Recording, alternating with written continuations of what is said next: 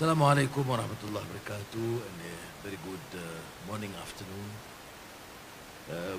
Minister Goge, ministers, youth leaders from Pan-African Youth and Ethiopian Youth Council and Malaysian Youth Council, Izzat, and friends, I would say children, sons and daughters.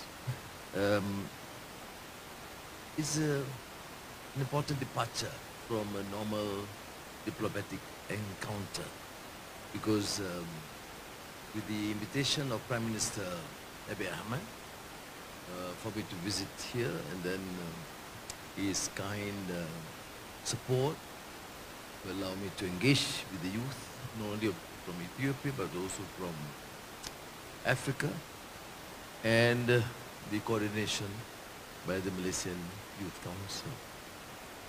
Now, let me share with you some of my observations about Africa.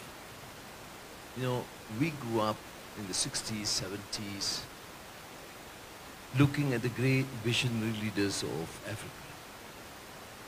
Ahmad Sekou Toure, Kwame Nkrumah, Julius Nyerere, and of course, Mandela. These were people of, they are visionary. They love their countries, their nations. They reject colonialism, the subjugation, exploitation, harlot parlon of men by men. And they clamor for independence to bring back dignity for their people. And in many ways they were successful, although they represent an ideal, not for Africa only, but also for us. I was a young student in Malaysia, looking at this development with such awe. Leaders who suffered the enormities of colonialism and imperialism, and who believe in their own history and culture, the strength of their people, the resolve, who initiate this understanding and the reconstruction of African history, not from the viewpoint of the colonial masters, but to see the enormous contribution, culture, civilization that Africa has produced. Izzat mentioned about the initial encounter between Islam and the Orthodox Church here, Negus or Maharaja Najashi, that shows the level of tolerance, not only tolerance, the appreciation of the values of humanity and justice, the protection to those who have been oppressed elsewhere in the Arab world. And then, of course, here you're familiar with the Battle of Adwa, which epitomizes the struggle against Italian colonialism, but symbolizes colonialism, subjugation of people, denigration of human values, the exploitation of communities, the superiority complex. And some of you may be familiar, of course, Adwa does not represent only Ethiopian revolution, but it shows the showcase of the tenacity, the resolve of a people who will not surrender and subjugate to the foreign power. What have we learned? Well, we have to learn. I'm not suggesting that many people learn. You see, the colonial mentality continues. And if you have the opportunity to read Frantz Fanon, the great fighter for justice and anti-colonial colonial rule. A French surgeon, I think originally from Caribbean, and went to support the Algerian War of Independence. His classic work was The Pedagogy of the Oppressed. The problem about colonialism, which the youth must reflect seriously, is not just an subjugation of the people and come independence is done. No. The colonial mentality sometimes persists with the colonial masters and those who have been colonized. That is precisely the reason why we see many independent countries from Asia, Africa, Latin America behave more like colonial masters than true champions of freedom and justice and independence. That is a challenge. You, the youth, must deliberate, decide for yourself whether we want to continue this sort of mindset, colonized. What he said, I think Frantz Fanon, and then followed by one of his admirers, Malik Ben Nabi, he said the problem of colonoscibilité is a French word. Colonoscibilité is not just colonization, but the attitude, the surrender by independent leaders, by Africans, Asians, Malaysians, whatever, who openly reject colonialism but become subjugated and colonized. The mind is colonized. What is white, what is impressive, what the policies which you accept and adopt must be dictated by the West, Paris or London, Washington, whatever. Hardly any understanding of the society, history and culture. And this is a continuous struggle.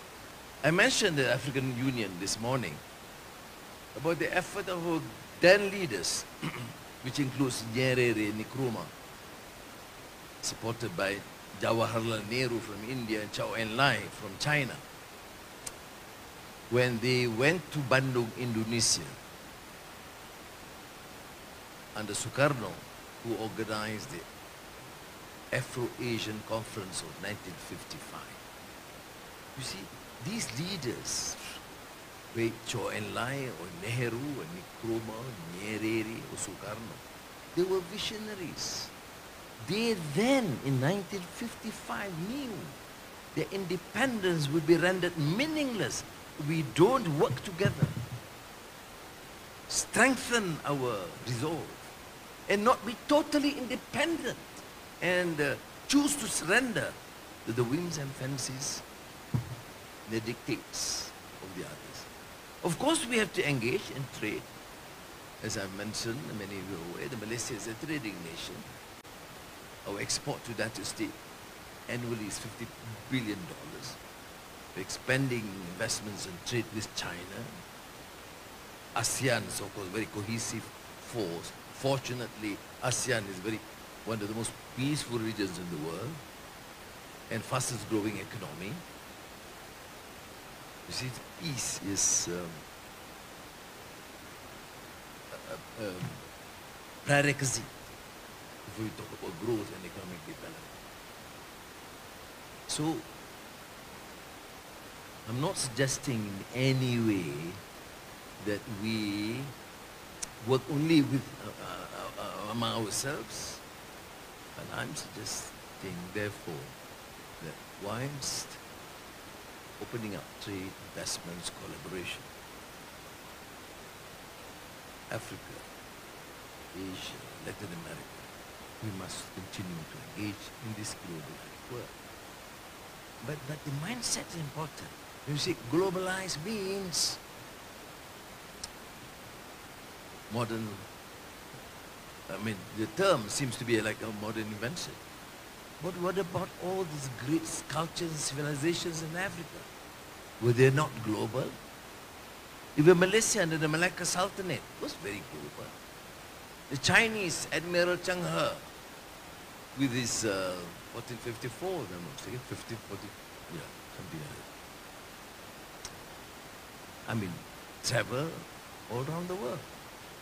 But what we know and appreciate is only Magellan. That is why the first prerequisite to be truly independent is to free our minds and our soul. And to understand that peace and development are essential features to ensure growth and security of our nation. So there's a lot to learn and to unlearn. Governance is a major issue. This is bringing up to the second point. Okay, right? We have this understanding, take pride in ourselves, and we have to reconstruct our history, because we use texts determined by the others. We study from the professors in the West. There's nothing wrong with it. But be selective, be intelligent, not slavish. We have fought against slavery, we fought against colonialism, but we should not be slavish in our mentality and attitude. Okay? Then, we should not repeat the excesses of the rest. Why are we, or why did we and our forefathers and mothers fought hard against colonial masters? Because we reject that display of arrogance. We reject that condescending attitude towards others. We reject that the wealth of a country be absconded to enrich the few. We reject corruption and abuse of power. And that's why we clamored for independence. But as Frantz Fanon said, it's not to replicate the excesses of the past. It's to ensure that the reform and the changes continue based on these ideas. Of course, I'm excited meeting the youth, because I'm reminded and checked to be sure that you remain true to the principles and ideas. Because as you know, politics and power sometimes tend to be, to drag you into practical realities. But it's always important to associate with youth idealism. I'm a firm believer, I'm a great optimist, and I have seen youth in action. First of all, to free the mind, to be more reasoned, more critical, to understand that without peace, nothing works. And to secure peace means some form of understanding and compromise is required. And once you have achieved that, then you have to really look at the issues of governance. We have, of course, to be sustainable, transform digitally, to move towards AI, alternative energy, food security, but we never lose sight that we need values to protect the human life. The deficit in the world in politics, I can say, from my limited experience, is the loss of values. Injustices are being tolerated because of different color, or different religion, or different tribes. Oppression is tolerated, and we support those with power and wealth. So we're still back to the a law of the jungle. There's no more question of rule of law. So this deficit must be addressed. We want the young to be as committed and strong in their resolve and courageous in their conviction to ensure that we will have a better Africa, better Asia, and better world. Notwithstanding the excesses that you will find or hear from time to time. And Malaysia is, of course, a small, emerging economy, but fortunately, I learned a lot from the ideals and the visionaries of African leaders, and I thought it would be of enormous advantage and benefit to Malaysian youth if we could continue to engage and talk about this. Youth rights, yes, and responsibilities, yes. The role to be able, as Mr. Ergoge mentioned about the new technology, training, opportunities, yes, we continue to do that. And inshallah, I will be able to engage with my friends in ASEAN, and probably by the time we meet in Malaysia, probably we extend Malaysia, Africa, and bring some ASEAN, Asian leaders, and probably one progressive Latin American youth.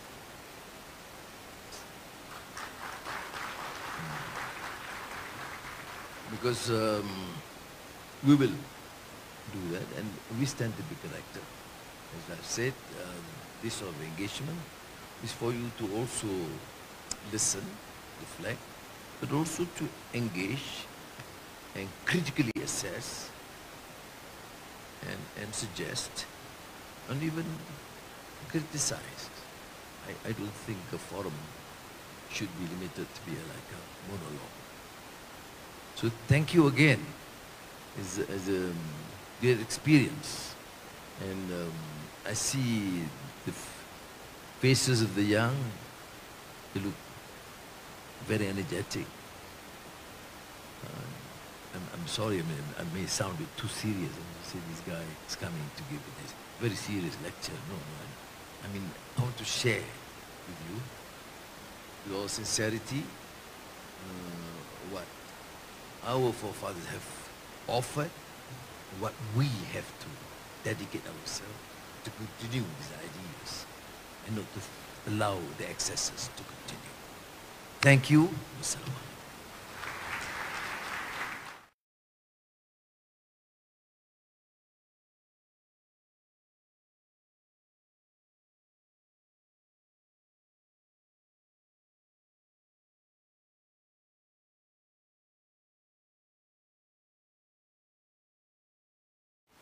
Anyone? Yes. Thank you, Excellence. Just should be very visible. One, I want to really thank you. Your revolutionary spirit is almost as African as some of our stories here. My question is simple. The transition that Malaysia and many of the Asian countries made in the last 30 years in terms of development is astonishing. Where did that trigger come from that enabled Malaysia to keep up with the development pace, even when the population of young people was increasing and their demands in this globalized economy is also increasing? Thank you. Well, we have our Malaysia or the region to have our own problems. I don't represent a view to give you a good positive story and propaganda. There are excesses too. There are issues of governance. Remember in the 90s when there was this impressive, phenomenal growth registered by many of the countries in Asia, including Malaysia. The World Bank then published a report the East Asian economic miracle. Now, most leaders were excited. Now, of course, I was happy. I was finance minister at the time. But I thought this sort of narrative does not necessarily help. Because we lull into some complacency and culture of contentment. Whereas there are some serious issues we have to address. Issues of governance relating to corruption, relating to inequality between the poor and the rich. So that made me realize that whilst we're thankful that people do give this sort of recognition, there are issues we have to address. And these issues, if not addressed, will result in the decline of the nations. As you know, all these theories of cyclical theory of civilization, there are reasons why countries at times reach its pedestal, many reasons that causes a decline. And the main one is, of course, the loss of legitimacy, credibility due to corruption and ignoring the plight of the masses. So then I took that position. I suffered in the process, given a long rest in the prison. But at the same time, now it's time to move on and learn. What have we learned? That's why the importance of young leaders, youth leaders, and me included, though included not as young as it's a long time ago when I was young, I was telling Minister, to then understand and have a grasp what causes us to move up and what are the issues confronting us. And the issues, of course, is poor policies at times. You become like some of the great leaders I mentioned, you see. They were great leaders, they were great nationalists, great revolutionaries, but sometimes their economic prescription led to poverty for the masses.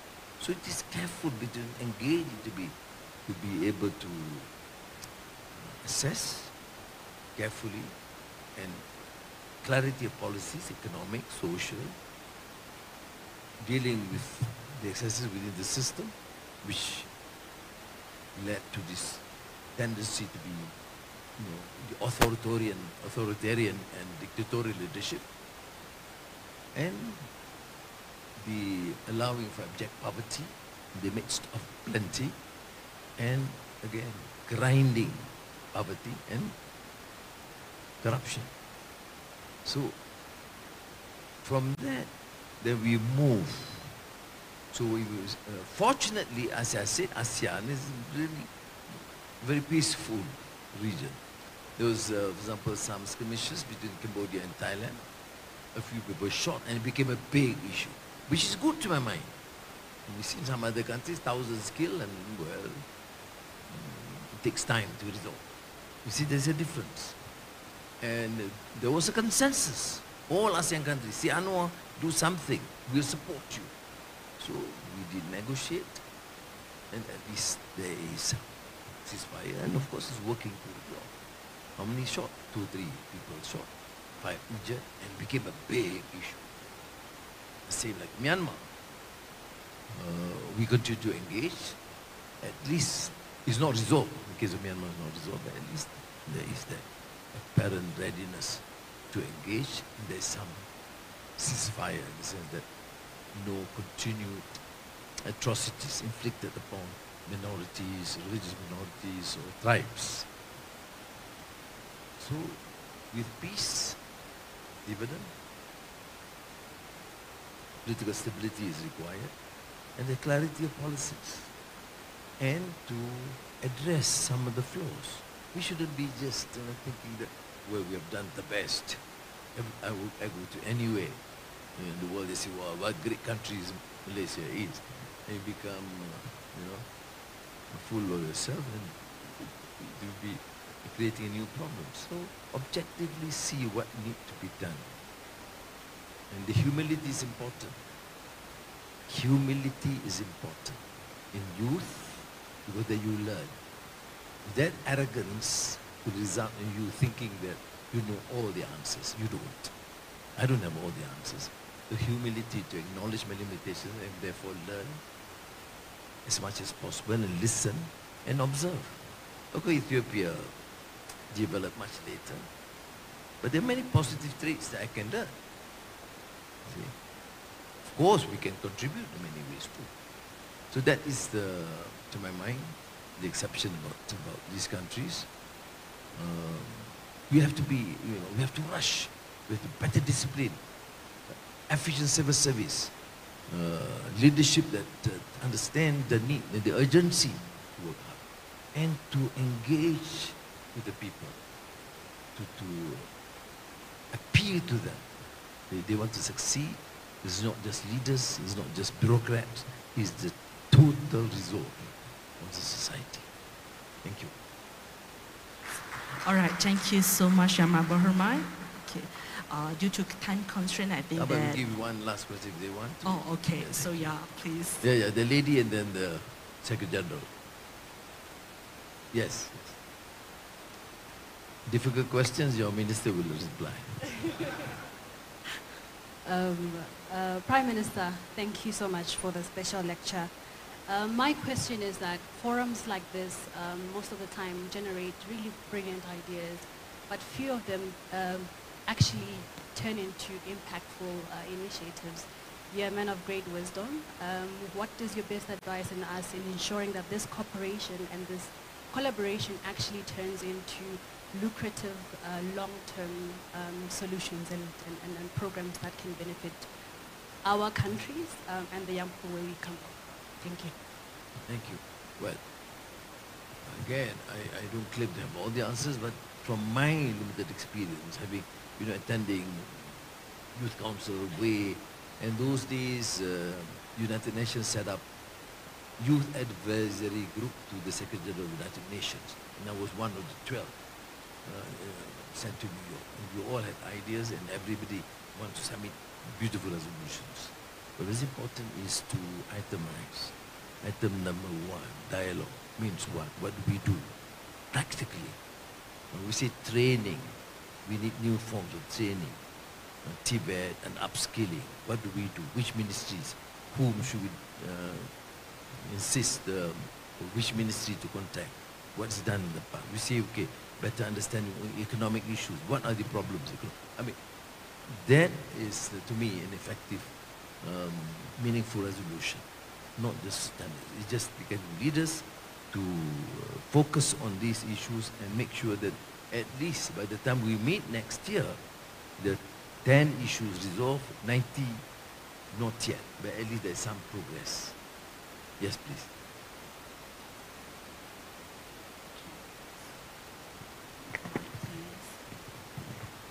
Nobody dare say no to Secretary General of Pan-African Youth. You see, actually we have extended our time, but because I know you don't never play around with the youth leaders.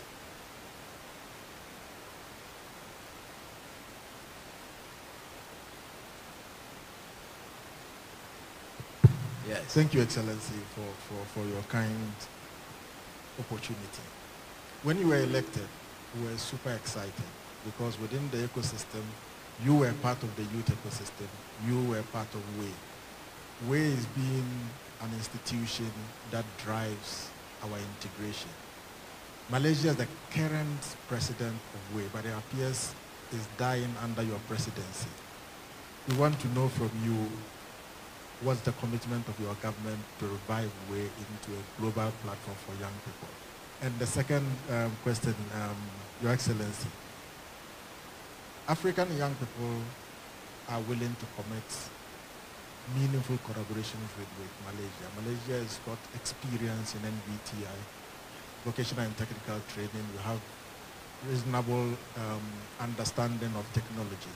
We want to know from you, Excellency, what should we expect from your government and from the people of Malaysia in terms of collaboration in these areas? Thank you. Thank you. Now, on way, yes, I did participate. I was an international committee member way, but not many know the fact. Izzat didn't tell you that actually I resigned in protest. Because, well, to share with you, because at that time, the United States were supporting some of the programs, but they insisted that we follow certain rules. For example, their mode of family planning and birth control. When they're married, then they're not too interested in birth control. I'm joking. But then there are issues that you shouldn't raise.